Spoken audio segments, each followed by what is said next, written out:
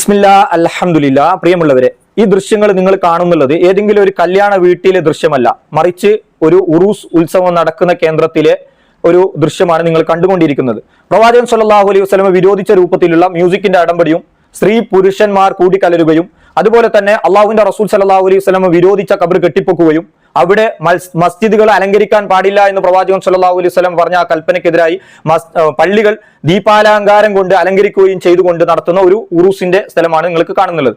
സഹോദരങ്ങളെ, ഏറ്റവും ഉത്തമ തലമുറയായി വളരേണ്ട മുസ്ലിം ഉമ്മത്ത് അള്ളാഹുവിന്റെ റസൂൽ സല്ലല്ലാഹു അലൈഹി വസല്ലമയുടെ കൽപ്പനയ്ക്കെതിരായി പ്രവർത്തിച്ചുകൊണ്ട് ഏതൊരു മാർഗത്തിലേക്കാണ് ഇത് പോയിക്കൊണ്ടിരിക്കുന്നത്. ഇതിന് നേതൃത്വം നൽകുന്നതായ ആരാണെന്ന് വെച്ചാൽ ഏറ്റവും പ്രമുഖമായിട്ടുള്ള പണ്ഡിതന്മാർ എന്ന് അറിയപ്പെടുന്ന മുഴുവൻ ആളുകളും അവിടെ വരുന്നുണ്ട് ഈ ഉറൂസിന് വേണ്ടി.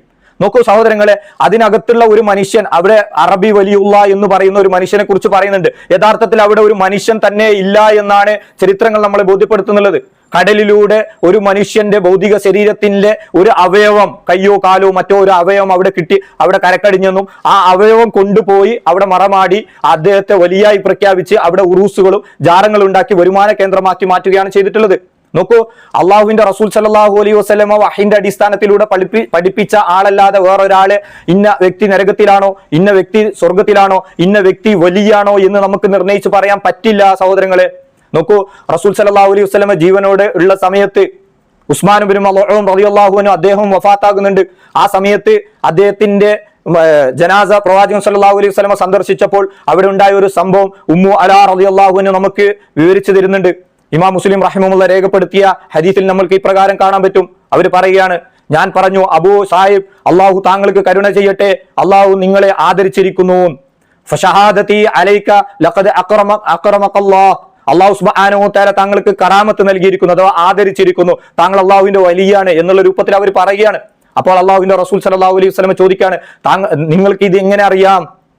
അദ്ദേഹം അള്ളാഹുവിന്റെ അടുക്കലേക്ക് അദ്ദേഹം യാത്രയായി, അദ്ദേഹത്തിന് മരണം വന്നു കഴിഞ്ഞു, അദ്ദേഹത്തിന് അള്ളാഹുവിൽ നിന്നും നന്മ ഉണ്ടാകട്ടെ എന്ന് നമ്മൾ ആഗ്രഹിക്കുകയും ചെയ്യുന്നു. എന്നാൽ അള്ളാഹുവാണേ, ഞാൻ അവന്റെ റസൂലായിരിക്കെ എനിക്കോ നിനക്കോ എന്ത് സംഭവിക്കുമെന്ന് എനിക്കറിയില്ല.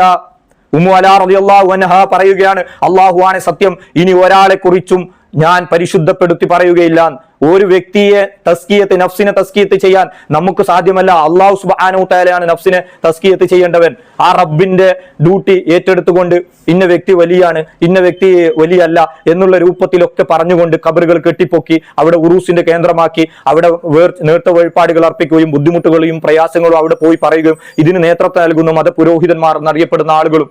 സഹോദരങ്ങളെ, ഈ ചെയ്തികളൊക്കെ ചെയ്തു കഴിഞ്ഞ് നാളെ പരലോക കോടതിയിൽ എത്തിക്കഴിഞ്ഞാൽ അള്ളാഹുവിന്റെ റസൂലിനെ ഹാജരാക്കുമ്പോൾ നിങ്ങളോട് ഒരു ചോദ്യം ചോദിച്ചാൽ, ഇങ്ങനെ ഒരു മതം ഞാൻ നിങ്ങൾക്ക് പഠിപ്പിച്ചു തന്നിട്ടുണ്ടോ എന്ന് ചോദിച്ചാൽ, നിങ്ങളുടെ മതം ഏതായിരുന്നു എന്ന് പ്രവാചകനെങ്ങാനും ചോദിച്ചാൽ നിങ്ങൾ എന്ത് മറുപടി പറയും? സഹോദരങ്ങളെ, ഒന്ന് ചിന്തിക്കുക. ഈ പോക്ക് നാളെ പരലോക കോടതിയിൽ വളരെ കഷ്ടത അനുഭവിക്കേണ്ട രൂപത്തിലേക്കുള്ള പോക്കാണ് സഹോദരങ്ങളെ. ഇതിൽ നിന്ന് പിന്മാറുക.